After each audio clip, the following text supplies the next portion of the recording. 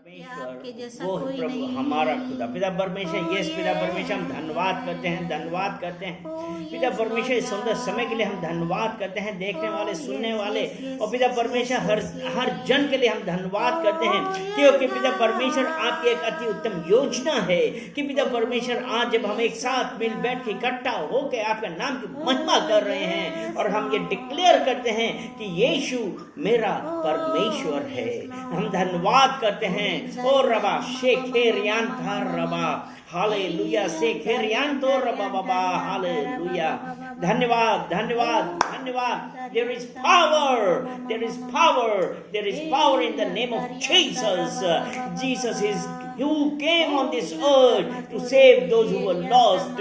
यीशु मसीह इस धरती पे आया उनके लिए जो खो गए थे। पिता परमेश्वर यीशु मसीह का हम धन्यवाद देते हैं कि पिता परमेश्वर आपने, जैसा कि वचन आपका बताता है यूहन्ना 3:16 में, कि परमेश्वर ने जगत से ऐसा प्रेम किया कि उसने के लिए अपना इकलौता पुत्र यीशु मसीह दिया, और जो उस पर विश्वास करे वो नष्ट ना हो वरन अनंत जीवन पाए।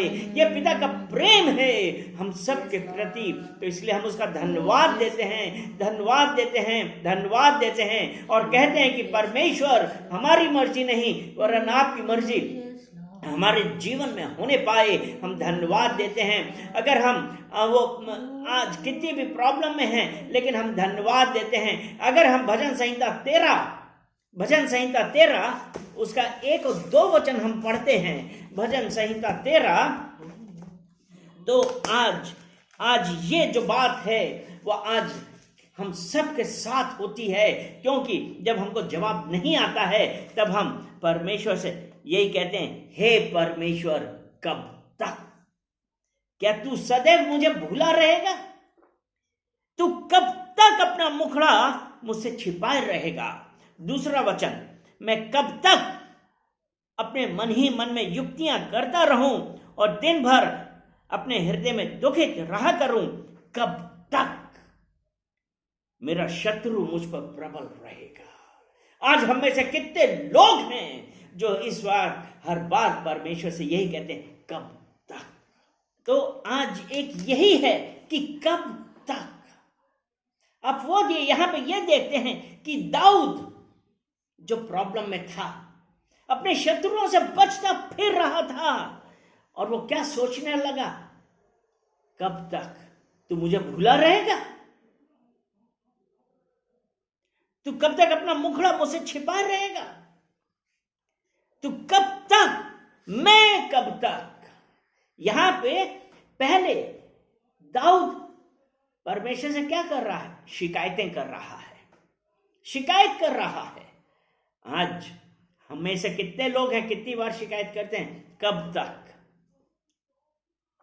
और वो दाऊद ने ये कहा, क्या तू सदैव मुझे भुला रहेगा? और दूसरा उसमें कहा कि मैं कब तक, यानी कि अब वो ये कह रहा है, मैं कब तक अपनी युक्तियों से, मैं कब तक अपने मन ही मन में युक्तियां करता रहूं? यानी कि अगर अब यहां पे उसकी गूढ़ बातें देखें तो हम ये देखते हैं कि हमने पहले परमेश्वर को कंप्लेंट करी, अब हम परमेश्वर से ये कह रहे हैं कि मैं कब तक अपने मन ही मन में युक्तियां करता रहूं और दिन भर अपने हृदय में दुखित रहा करूं? कब तक मेरा शत्रु मुझ पर प्रबल रहेगा? तो मेरे प्रियो, एक चीज यहां पे हम आपको बतलाना चाहते हैं, और वो ये है कि यशाया 49 और उसका 14 वचन हम पढ़ते हैं। यशाया 49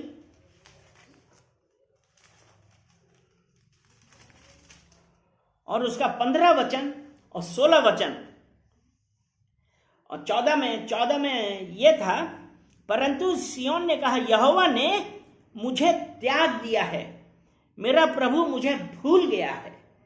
यहां पे सियोन ने कहा, यहोवा ने मुझे त्याग दिया है, मेरा प्रभु मुझे भूल गया है। और जो हम अभी भजन संहिता में यही पढ़ रहे हैं कि वो ये कहता है, हे परमेश्वर, कब तक? क्या तू सदैव मुझे भूला रहा, मुझे भूला रहेगा? और यहां पे यह है, परंतु परमेश्वर का जवाब देखिए 15 वचन, क्या यह हो सकता है कि कोई माता अपने दूध पीते बच्चे को भूल जाए और अपने जन्माए हुए लड़के पर दया ना करे? हां, वह तो भूल सकती है, परंतु मैं तुझे नहीं भूल सकता। यानी कि वो जन्म देने वाली मां, वो अपनी औलाद को भूल सकती है, लेकिन परमेश्वर ने कहा मैं तुझे नहीं भूल सकता हूं। और 16 वचन वो है, देख मैंने तेरा चित्र अपनी हथेलियों पर खोद कर बनाया है, तेरी शहरपनाह सदैव मेरी दृष्टि के सामने बनी रहती है। वो परमेश्वर क्या आपको भूल सकता है? लेकिन जब ये 13 के भजन संहिता 13 के 2 में वो कहता है कि अब अपने मन ही मन में युक्तियां करता रहूं, परमेश्वर इज नेवर लेट, परमेश्वर इज ऑलवेज ऑन टाइम, परमेश्वर हमेशा समय पे हमको सहायता देता है। Amen. लेकिन क्या हम इसके लिए तैयार होते हैं? और हम हर बार यही कहते हैं कि कब तक? अरे पादरी साहब, मैंने बहुत प्रार्थना करी, मैंने बहुत लोगों को बुलाया, मैं चर्च जाते हूं, मैं दशमांश देते हैं, हम ये करते हैं, हम वो करते हैं। तो मेरे प्रियो, परमेश्वर इज अ परमेश्वर पर्पस।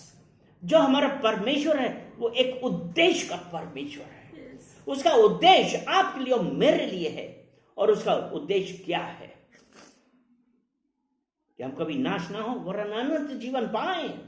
वो परमेश्वर आज हमसे यही कह रहा है कि मेरे प्रियो, मेरे पुत्र, मेरी पुत्री, तुम्हारे लिए मेरा उद्देश्य है।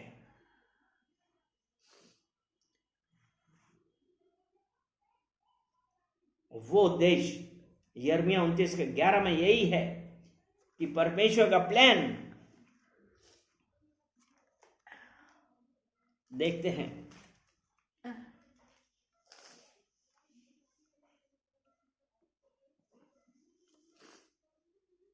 क्योंकि यहोवा की यह वाणी है कि जो कल्पनाएं मैं तुम्हारे विषय करता हूं उन्हें मैं जानता हूं।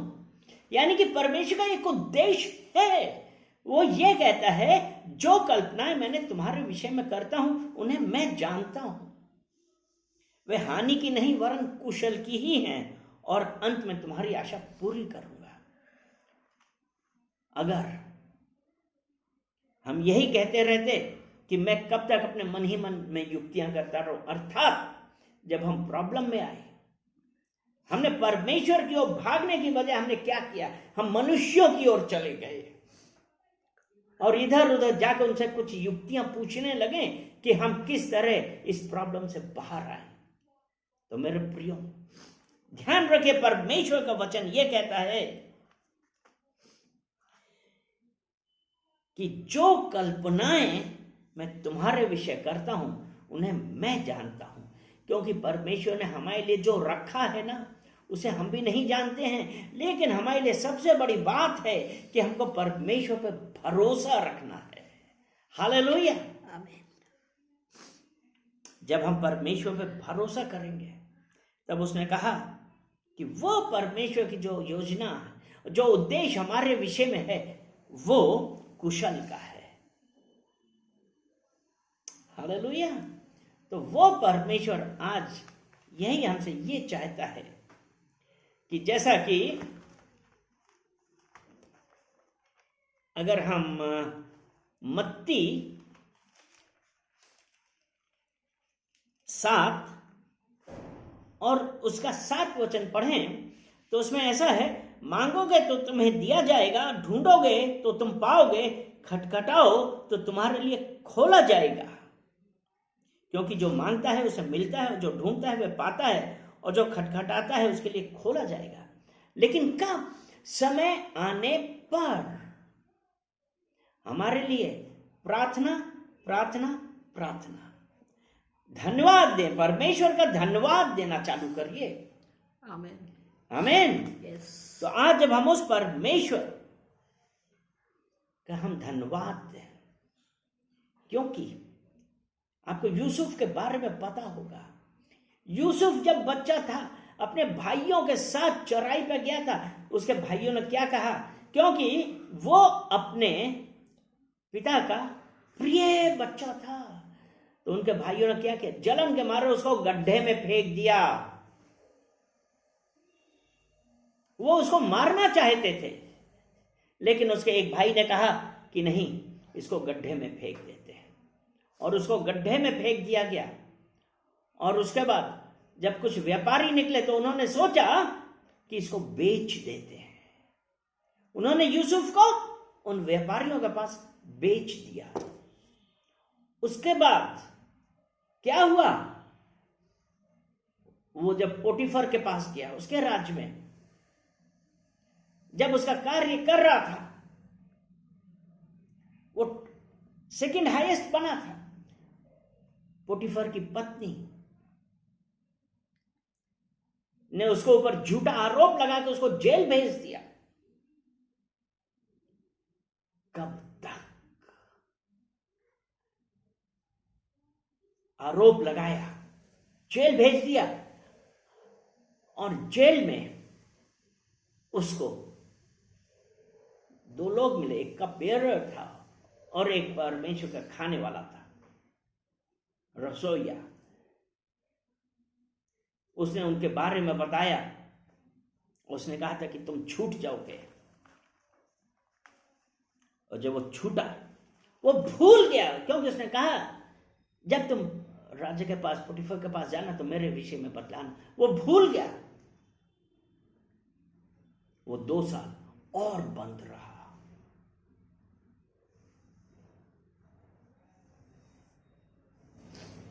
लेकिन वो प्रार्थना कर रहा था, प्रार्थना कर रहा था, प्रार्थना कर रहा था, क्योंकि उसको पता था उसका परमेश्वर ने उसको भूला नहीं है। कैसी भी सिचुएशन, कैसी भी सर्कमस्टेंसेस, परिस्थिति में आप अगर फंस जाएं, यह ध्यान रखिए, परमेश्वर ने कहा है ना मैं तुझे छोड़ूंगा, ना मैं कभी त्यागूंगा।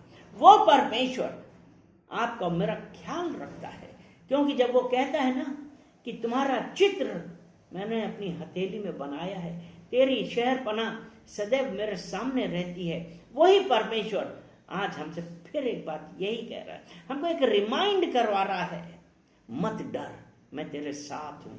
आज वो परमेश्वर से हमको सब यही कहना है। और ये भजन संहिता 13 उसका 5वां वचन हम देखते हैं, तो दाऊद ये कहता है, परंतु मैंने तो तेरी करुणा पर भरोसा रखा है, मेरा हृदय तेरे उद्धार से मगन होगा। यानी कि पहले उसमें तो वो कंप्लेंट कर रहा था, लेकिन अब वो परमेश्वर की बड़ाई कर रहा है कि मैंने तुम्हारे पर विश्वास किया है, मैंने तेरी करुणा पर भरोसा रखा है, मेरा हृदय तो तेरे उद्धार से मगन रहेगा। अगर हम पहला थिस्सलुनीको और 5 अध्याय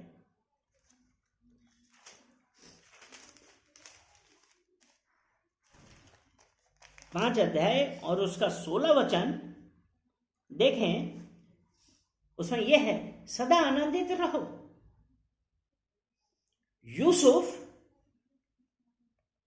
क्या कंप्लेनिंग था? क्या वो शिकायत कर रहा था? और यहां दाऊद 13:5 में कहा, मैंने तेरी करुणा पर भरोसा रखा है, मेरा हृदय तेरे उद्धार से मगन होगा। तो इसीलिए है कि सदा आनंदित रहो। 17 वचन है, निरंतर प्रार्थना में लगे रहो, यानी कि आनंदित हैं। जब हम आनंदित हैं तभी तो हमें हृदय से परमेश्वर की प्रशंसा निकलेगी, स्तुति करेंगे। यही है ना, निरंतर प्रार्थना में लगे रहो। और 18 वचन कहता है, हर बात में धन्यवाद करो, क्योंकि तुम्हारे लिए मसीह यीशु में परमेश्वर की यही इच्छा है। यानी कि हर परिस्थिति में धन्यवाद करिए। आप अपनी परिस्थिति के गुलाम नहीं बनिए, लेकिन अपने शत्रु से कहिए, मेरा यहोवा मेरे साथ है, उसने मुझे बचा लिया है, उसने मुझे छुड़ा लिया है। अगर रोमियो 8 और उसका 28 वचन हम देखते हैं, रोमियो 8 और उसका 28 वचन क्या है कि हम जानते हैं कि जो लोग परमेश्वर से प्रेम रखते हैं उनके लिए सब बातें मिलकर भलाई ही को उत्पन्न करती हैं, अर्थात उन्हीं के लिए जो उसकी इच्छा के अनुसार बुलाए गए। जो परमेश्वर से प्रेम रखते हैं, जो परमेश्वर से प्रेम रखते हैं, और इसके लिए हमको एक चीज, पहला कुरिन्थियों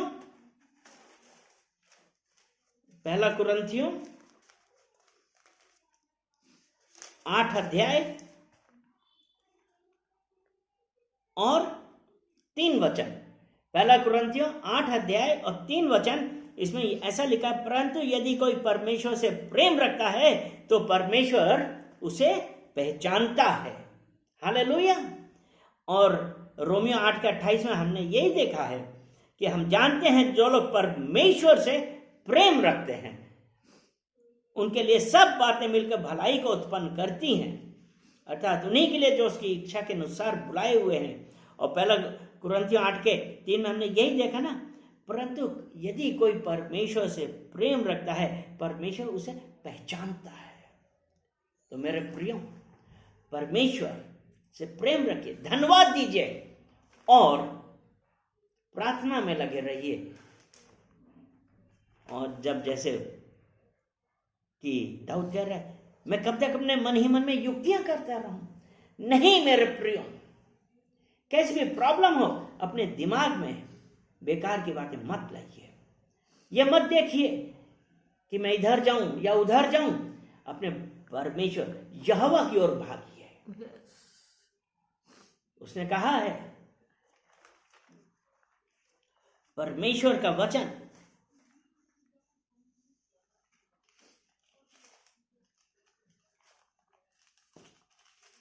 उसका वचन उसने यही कहा है ना कि I will make a way for you where there is no way, कि मैं जंगल में से मार्ग निकालूंगा, मैं तुम्हारे लिए रास्ता बनाऊंगा जहां कोई रास्ता नहीं है। तो क्या आज हम उस परमेश्वर, ये यशाया 43 और उसका 19 वचन,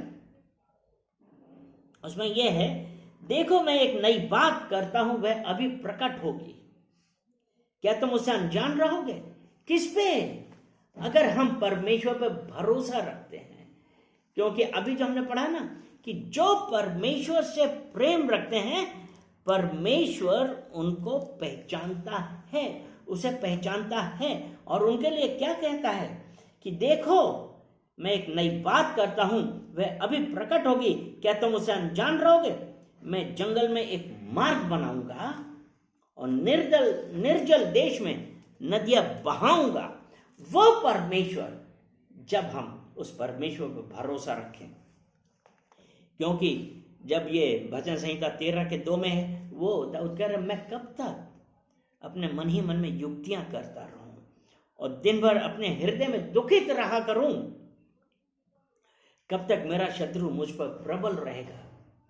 तो मेरे प्रियो, there is a good news कि अपना भरोसा यहोवा पे रख, क्योंकि उसने कहा है कि मैं जंगल में से मार्ग निकालूंगा, सूखे में से नदी बहा दूंगा। तो आपके जीवन में जो कुछ भी प्रॉब्लम है, कैसी भी परिस्थिति से आप गुजर रहे हैं, उस परमेश्वर की आराधना करिए, धन्यवाद दीजिए और कहिए कि मुझे पता है कि आपका प्लान मेरे लिए कुशल का है, हानि का नहीं है। मैं तो आपकी स्तुति करूंगा, आराधना करूंगा, और मैं सदा आनंदित रहूंगा, अपने हृदय में मगन रहूंगा, और कहेंगे कि मेरा प्रभु छुड़ाने आया है। गीत गाते हुए इसके फाटकों पे प्रवेश करिए और हम गाएंगे, तेरे क्या यहोवा चरवाहा मेरा, कोई घटी मुझे नहीं होगी। वो परमेश्वर आज आपको छुड़ाने आया है, आज मुझे छुड़ाने आया है। तो इसलिए हमको ये नहीं कहना है कब तक, बस ये कहिए, धन्यवाद प्रभु, मेरा समय आ गया है। उसका धन्यवाद करिए, उस परमेश्वर का धन्यवाद करिए, और जब हम धन्यवाद करेंगे, परमेश्वर आपके जीवन में एक नया कार्य करेगा। हालेलुया, आमीन। परमेश्वर की महिमा हो। परमेश्वर को हम धन्यवाद करते हैं। तो आज इस वचन से मुझे ये पता है कि परमेश्वर ने आपके जीवन में आपसे बातें करी, आपको रास्ता दिखाया है, इसलिए उस परमेश्वर का धन्यवाद करें। आमीन। चलिए, हे मेरे मन यहोवा को धन कहे, और जो कुछ मुझ में है वह उसके पवित्र नाम को धन कहे। हे मेरे मन यहोवा को धन कहे, और उसके किसी उपकार को ना भूलना। आमीन, आमीन, आमीन।